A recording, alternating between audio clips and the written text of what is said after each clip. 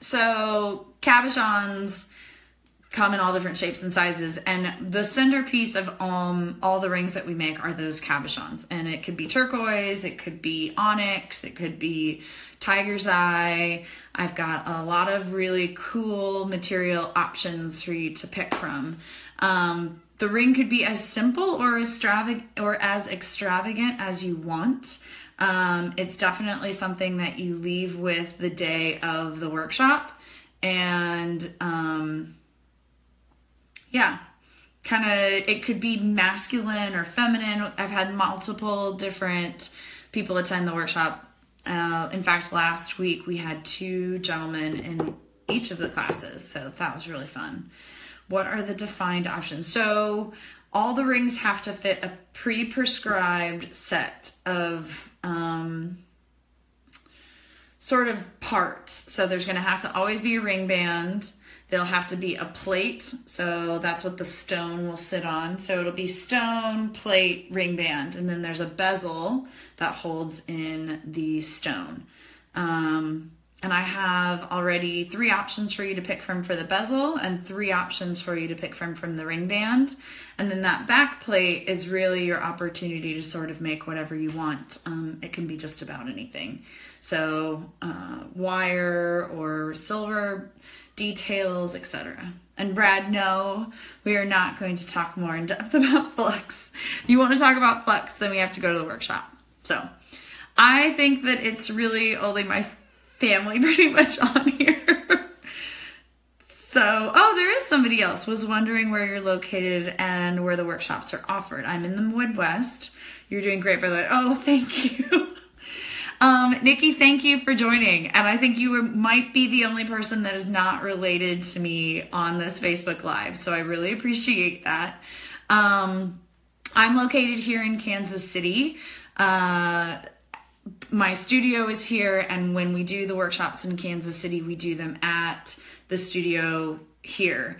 I have traveled. I do travel to do the workshop. I've gone to Northwest Arkansas and done some down around the Fayetteville area. I go to Denver, Colorado every summer and do a workshop in Denver. I'm still trying to define the best places to go, and usually it's determined by how many people I think I can get to fill the class. The classes are 6 people, and in order to do a workshop in another state where I don't already have a pretty good following, I would need for those 6 seats to pretty much be filled to make the worthwhile costs for travel. But yeah, so to really answer your question, Kansas City is my main space. If you can make it, I don't know if you're anywhere near, you're in St. Louis. Oh, perfect. My sister-in-law is in St. Louis, and I was just talking to her this evening about getting out there and doing it. The trick, again, is that I just need to find someone good to partner with, like a good craft show or an art show or another really great maker that's already out there that has a pretty good following. And the idea behind that, of course, is just that if I could partner with those people, then they can help me do PR, and then we can hopefully reach a larger number of people to then sell out the seats. So that's sort of my goal. But yes, St. Louis is on the list, and actually the very short list. So keep your eyes peeled.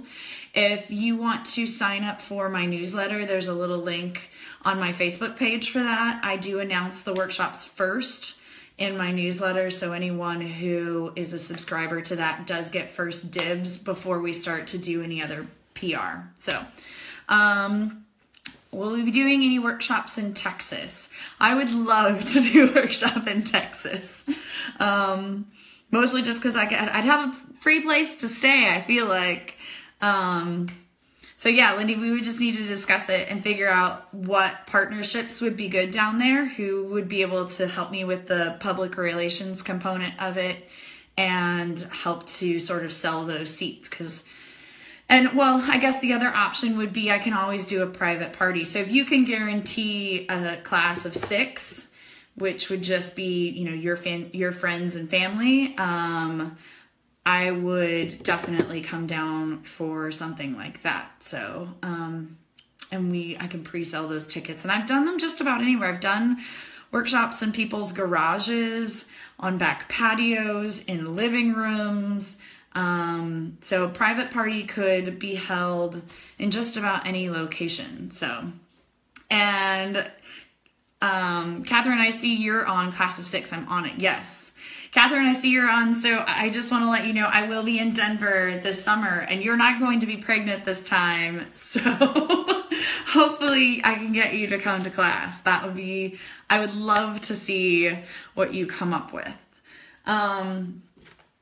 Oh, Michael Pelican's on. Hey, dude. That's an old work friend of mine. So we've kind of chatted a little bit about private parties. We've chatted about when the next workshops are. So the next workshops I have planned for sure will be in May here in Kansas City. And then in July, we'll do Kansas City, Denver, and Arkansas. So some of the other questions that I get often are, can I bring my own stone? Or can I bring my own materials? Like, I'd like to make something out of gold. I would be happy to accommodate those requests. I have had people bring their own materials in the past, and it can be a lot of fun. I will say, though, that I do reserve the right to say, no, we can't use your materials. And there might be a couple of reasons why that's not possible. Mostly just because it would be really difficult for you to make the ring that you want with those materials. So I want you to succeed. And if I think that the material you bring won't allow you to succeed, then I don't, then I ask that we don't use it. But I'm always open to try something new. I've had a couple of really cool potters. Ceramicists bring pieces that they've made, ceramic pieces that they've made, and they've turned out really wonderful. I had a gal who mined a stone down in, I think down in Arkansas actually. And so we used hers. So yeah, I am happy to check out your own materials and see what they look like. And you're always welcome to email those to me ahead of time. Another question that I've often get is, what is the age limit or age restriction on the class? And there's really not an age restriction or limit on the class. I would just say that I would want to make sure that you felt like the person taking the class was capable of the fine motor skills required. It does take a lot of those detailed fine motor skills, and I don't think that a lot of kids under the age of like 12 or 13 have developed those yet. So I would say, if we could keep the age over 13, but I don't care how old you are. I would love to have people in class in their 60s and 70s and 80s. That would be really, really great. So there's no age limit. Farah, I see you're on. Hello, how are you?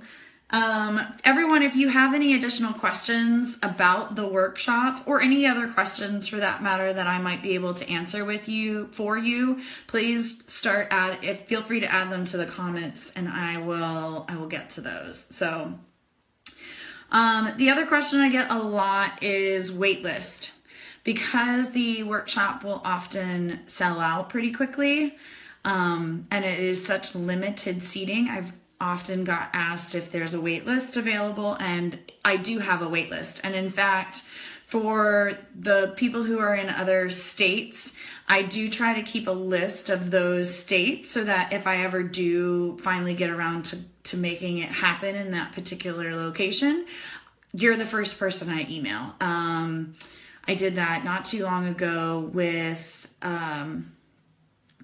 Arkansas. In fact, I had a list of 3 or 4 people, and I email them before I even email my newsletter. So can you walk through a summary of the steps that you go through? Sure.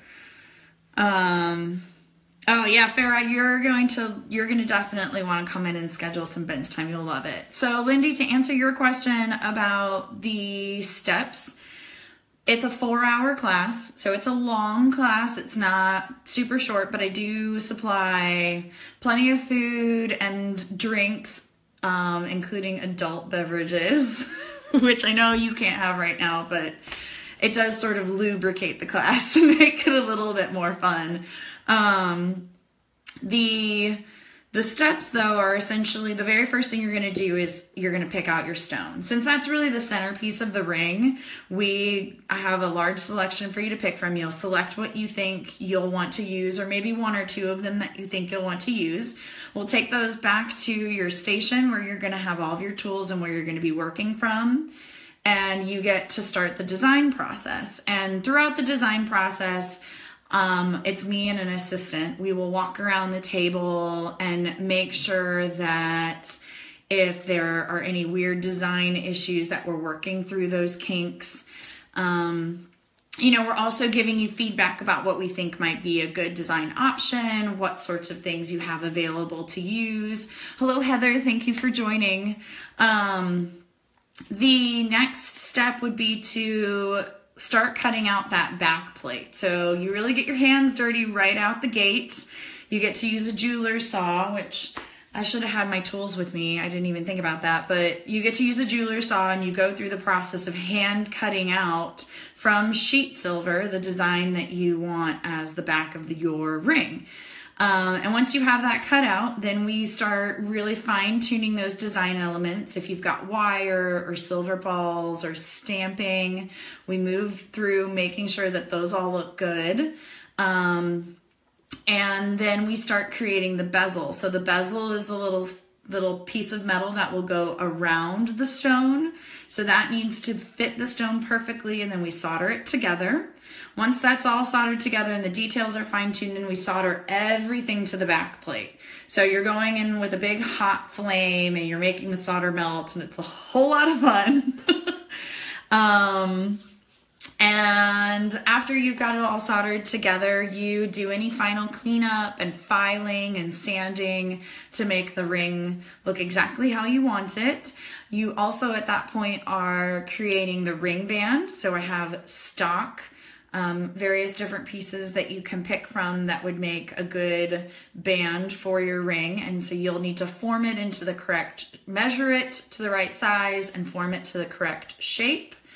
And then we actually do a technique where we kind of flatten the top of the band, and then that rests on the back plate, and then that gets soldered in. So now your ring is completely put together, but there's still a few more steps that you have to go through.